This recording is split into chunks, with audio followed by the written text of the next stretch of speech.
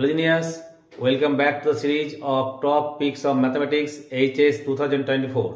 আজকে আমরা ভেক্টর একটা অঙ্ক নিয়ে আলোচনা করব। চলো শুরু করা যাক। সাম নাম্বার 11 ভেক্টর a সমান i cap plus 4j cap plus 2k cap, vector b সমান 3i cap minus 2j cap plus 7k cap এবং ভেক্টর c সমান 2i cap minus j cap plus 4k cap।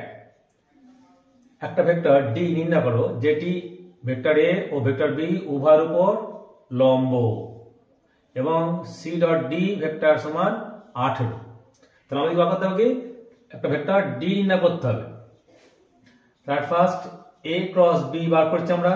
কি বার করব? Determine দিয়ে তোমরা জানো i j k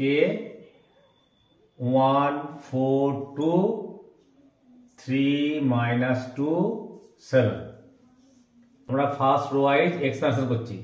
তো equals to i, তো এটা 4 into 7 28 minus 4 that is 4, then minus j এটা বাদ 7 into 1 7 minus 3 into 2 6 plus k এটা বাদ minus 2 minus 12 that is 32i minus j minus 14k।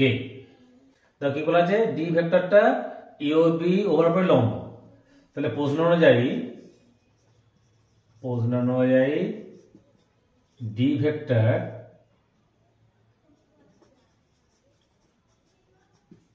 a ও b এর উপর লম্ব। আবার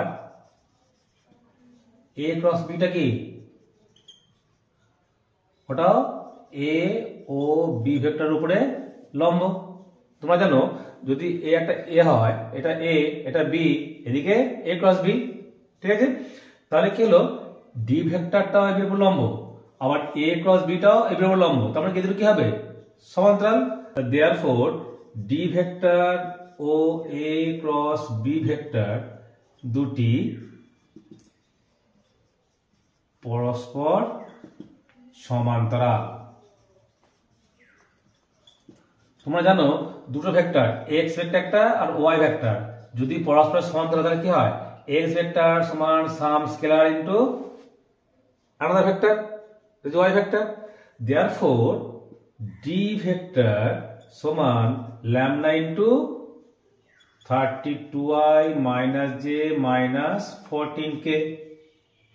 আবার কি দেওয়া আছে? c ডট d সমান 18, given c ডট d সমান 18। c কত? 2i minus j plus 4k। d কত? lambda into 32i minus j minus 14k সমান 18।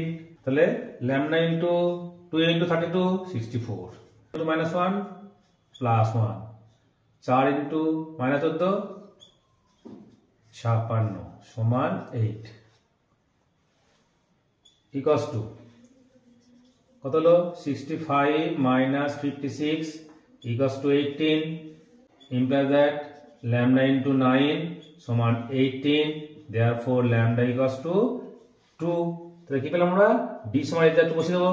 therefore d ভেক্টর সমান 2 into 32 i cap minus j cap minus 14 k cap, that is equals to 64 i cap minus 2 j cap minus 28 k cap।